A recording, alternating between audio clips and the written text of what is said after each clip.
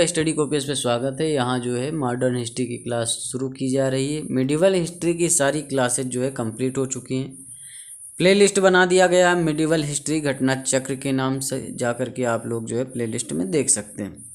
Short hand की classes भी चल रही हैं एपीएस के लिए, लूज हैंड की क्लासेज भी चल रही हैं जो ऑब्जेक्टिव वाली है आपकी SC RO और UPPSC RO के लिए, दोनों के लिए इम्पोर्टेंट है।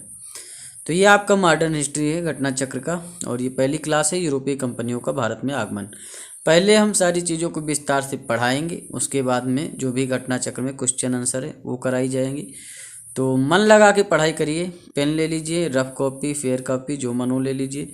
जो चीज़ें आती हैं वो मत लिखिए, जो नहीं आती उसे लिखिए और उसे याद करिए। यही एक तरीका है और कोई दूसरा तरीका है नहीं पढ़ने का।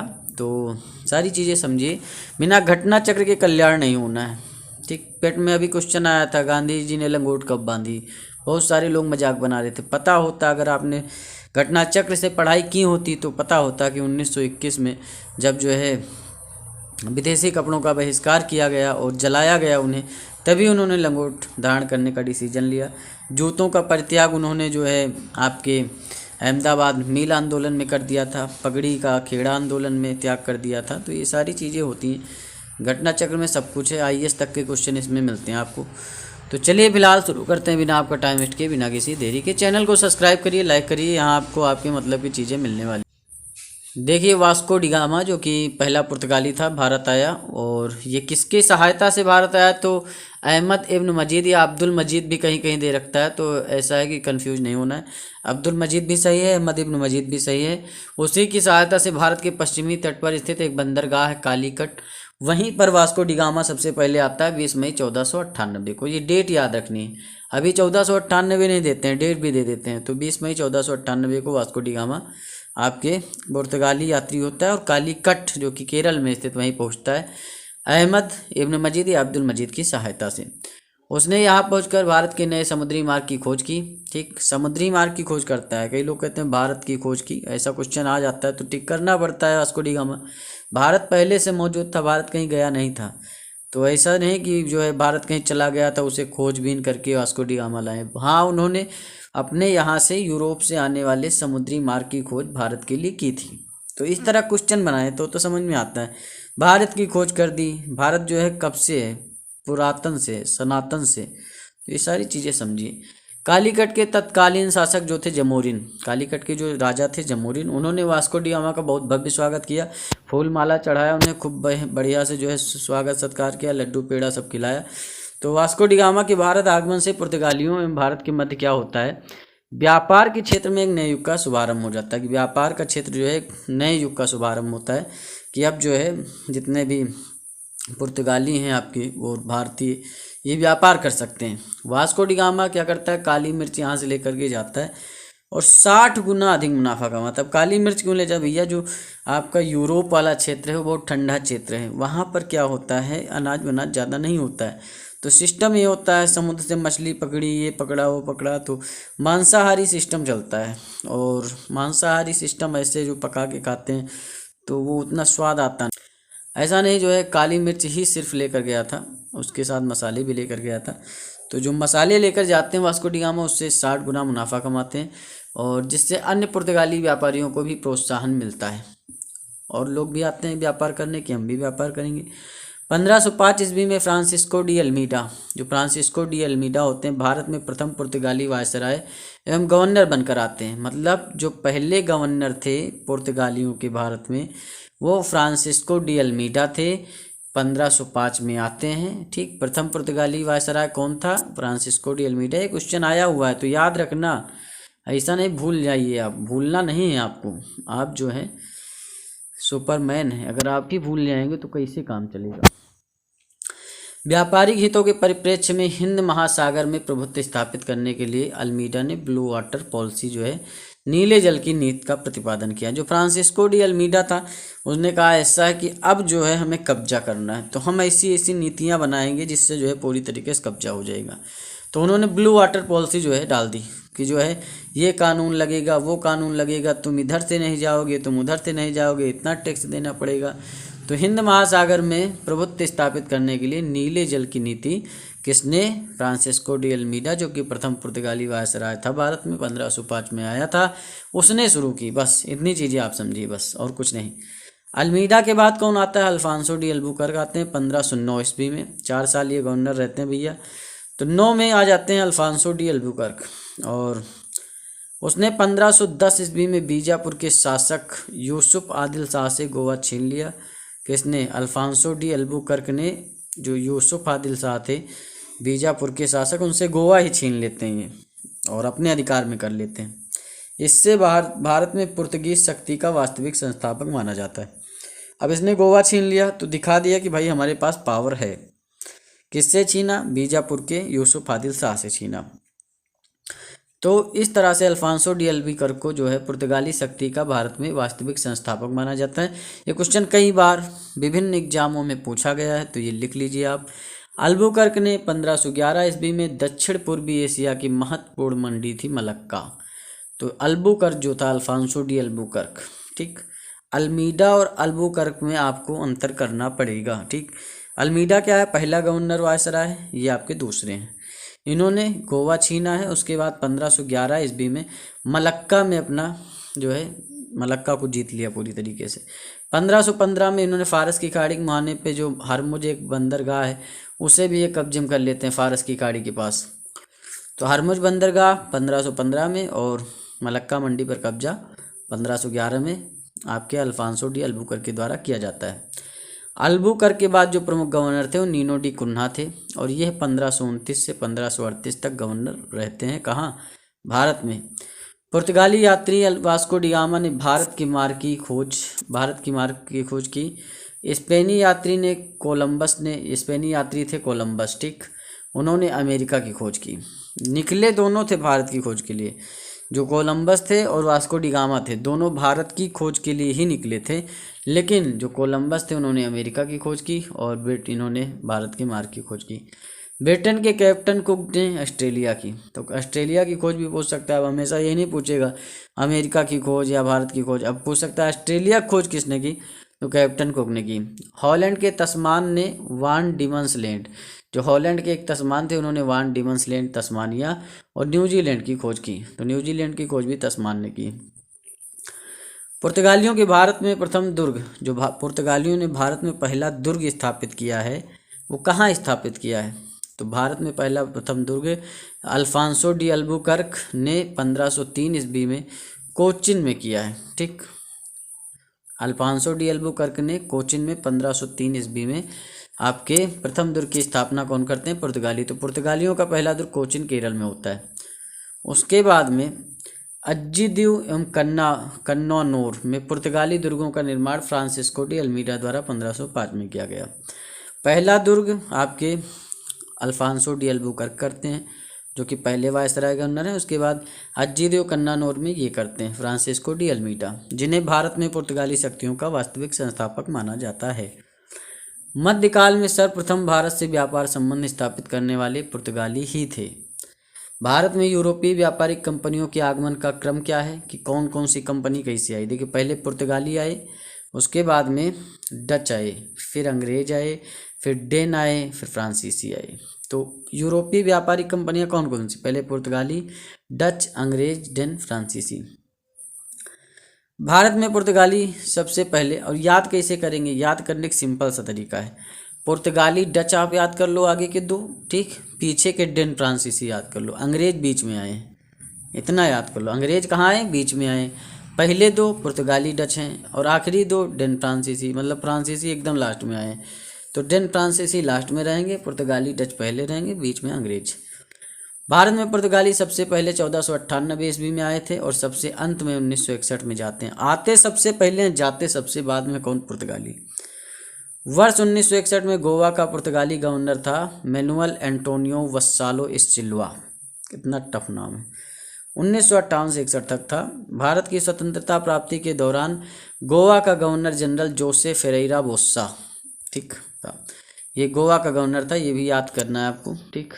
लिख लीजिए। टफ एग्जाम जो होगा आपका पीसीएस वगैरह में तो पूछा जा सकता है, कोई बड़ी बात नहीं है कि भारत की स्वतंत्रता प्राप्ति के दौरान गोवा का गवर्नर जनरल कौन था, तो जोसेफ फेरेरा बोस्सा था। यूरोपीय शक्तियों में सर्वप्रथम पुर्तगाली व्यापारियों ने भारत में सामुद्रिक व्यापारिक केंद्र स्थापित किए।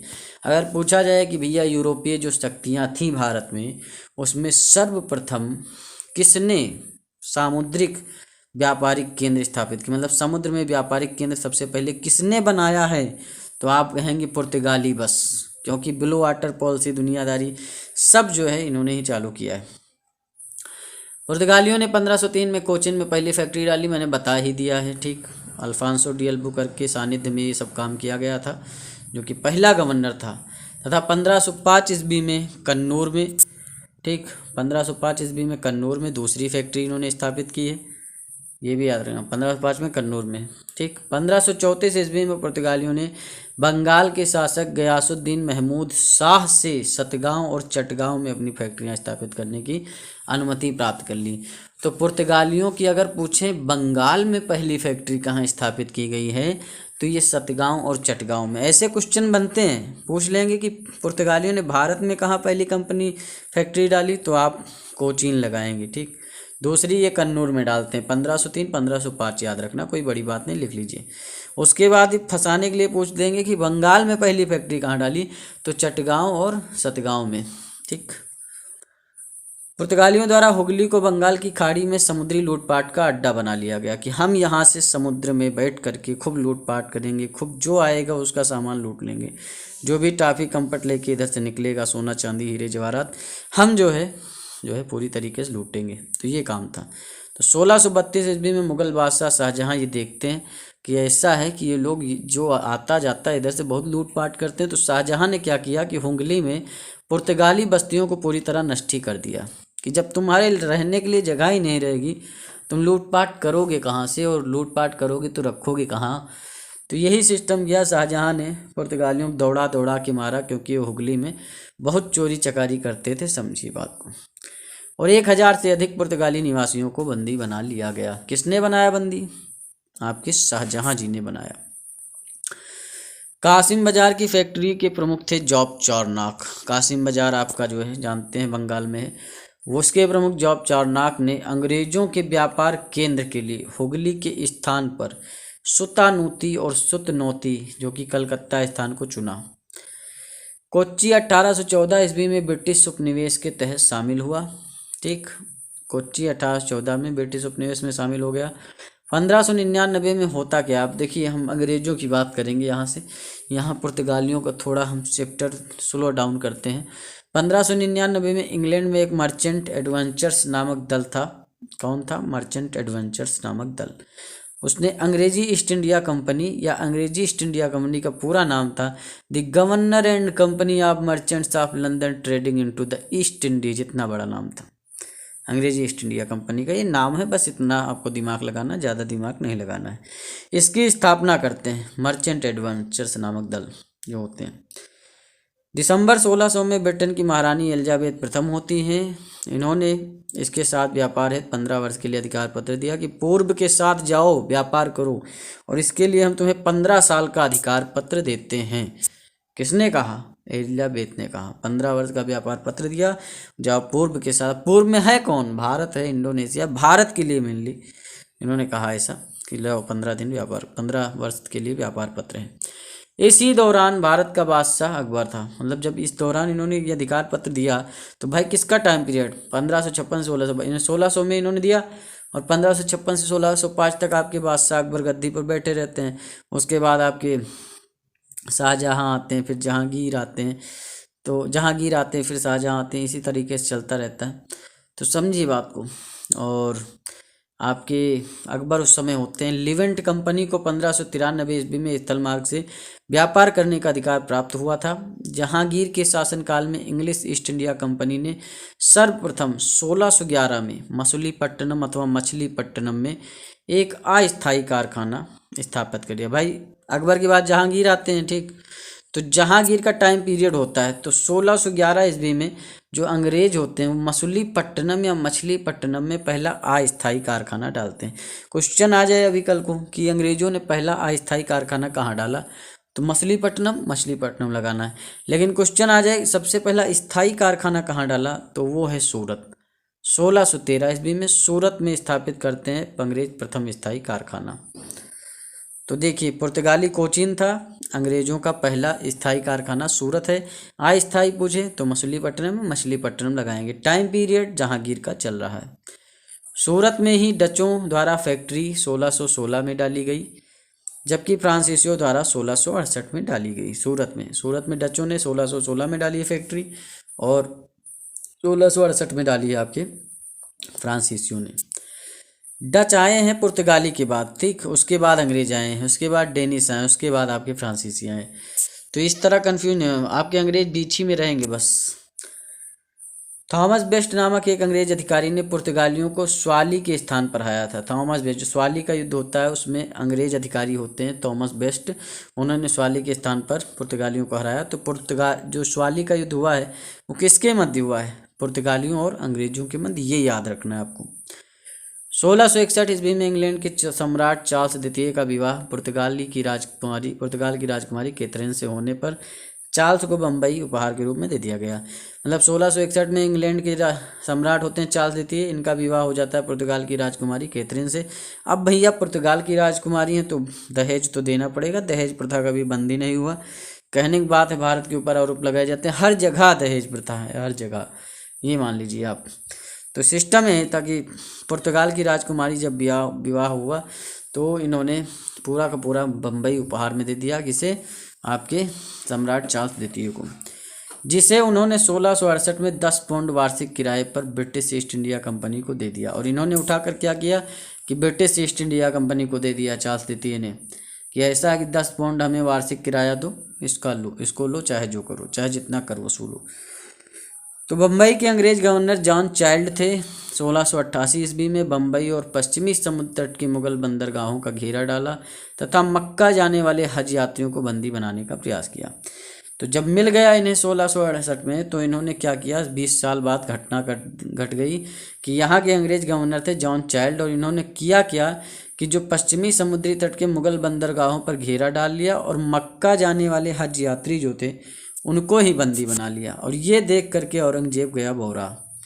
औरंगजेब का टाइम पीरियड चल रहा था और औरंगजेब ने कहा ऐसा कैसे कर सकते हो तुम, हमारे जो है मुस्लिम भाइयों को कैसे रोक सकते हो हज यात्रा करने से। तो दौड़ा दौड़ा के जो है जॉन चाइल्ड को मारा जाता है, किसके द्वारा, औरंगजेब के द्वारा। जब खूब मार पिटाई होती है जॉन चाइल्ड की तो उन्हें होश आता है। तो ये सिस्टम होता है। अब कर्नाटक युद्ध के बारे में पढ़ेंगे। कर्नाटक का प्रथम युद्ध जो होता है वो 1746 से 1748 के बीच होता है। ऑस्ट्रिया के उत्तराधिकार के युद्ध के रूप में इसे जाना जाता है। ठीक, कर्नाटक युद्ध होता है किसके बीच, अंग्रेजों और फ्रांसीसियों के बीच होता है, इतना आप जान सकते हैं। 1746-48 में ऑस्ट्रिया का उत्तराधिकार युद्ध जो 1740 ईस्वी में आरंभ हुआ था, का विस्तार मात्र था। तो ऑस्ट्रिया के उत्तराधिकार युद्ध के रूप में किसे जाना जाता है, तो कर्नाटक के प्रथम युद्ध को जाना जाता है। और ग्रास सरकारों की आज्ञा के विरुद्ध ही दोनों दलों अंग्रेजों एवं फ्रांसीसियों में 1746 ईस्वी में युद्ध प्रारंभ हो गया। अंग्रेज कैप्टन बर्नेट के नेतृत्व में अंग्रेजी सेना द्वारा कुछ फ्रांसीसी जहाजों पर अधिकार कर लेना युद्ध का तात्कालिक कारण था। अगर तात्कालिक कारण की बात करें तो अंग्रेज कैप्टन थे बर्नेट। इन्होंने किया क्या कि फ्रांसीसी जहाज देखे कि खाली पड़े, बस उस पर कब्जा कर लिया। अब भैया जो आए उधर से लौट के फ्रांसीसी वाले अपना नाश्ता पानी करके देखा कि हमारे जहाज पर कब्जा करके बैठे अंग्रेज कैप्टन जो बर्नेट है, तो फिर उन्होंने सोचा अब होगा युद्ध, अब होगा। तो वही था आपका कर्नाटक युद्ध, बस और कुछ नहीं था। तो अंग्रेज कैप्टन बर्नेट को बहुत पीटते हैं, कौन, फ्रांसीसी। अब प्रथम कर्नाटक युद्ध के समय ही कर्नाटक के नवाब अनवरुद्दीन होते हैं। ठीक, जो प्रथम कर्नाटक युद्ध होता है उसी समय कर्नाटक के नवाब अनवरुद्दीन ने महफूज खान के नेतृत्व में 10,000 की सेना को फ्रांसीसियों पर आक्रमण करने को कहा कि जाओ, फ्रांसीसियों पर आक्रमण करने के लिए भेजा। कैप्टन पैराडाइज के नेतृत्व में फ्रांसीसी सेना ने अड्यार नदी पर स्थित सेंट थामे नामक स्थान पर नवाब की सेना को पराजित कर दिया। यूरोप में युद्ध बंद होते ही कर्नाटक का प्रथम युद्ध समाप्त भी हो जाता है। एक्स-ला सापेल की संधि होती है 1748 में, बहुत ही ज्यादा इंपॉर्टेंट है ये आपके कर्नाटक युद्ध, जो प्रथम कर्नाटक युद्ध होता है उसी के सापेक्ष में एक्स-ला सापेल संधि होती है 1748 में। आपका कर्नाटक युद्ध 1746 से 48 तक चलता है। ठीक, ऑस्ट्रिया के उत्तराधिकार का समाप्त हो गया तथा मद्रास अंग्रेजों को पुनः प्राप्त हो गया। मद्रास किसे मिल गया, अंग्रेजों को फिर से मिल गया। मद्रास छीन लिया था फ्रांसीसियों ने, उसी पे सब हुआ था। और डुप्ले ने पहली बार वह हथकंडे प्रयोग किए जो भारत को जीतने के लिए अंग्रेजों के मार्गदर्शक बने।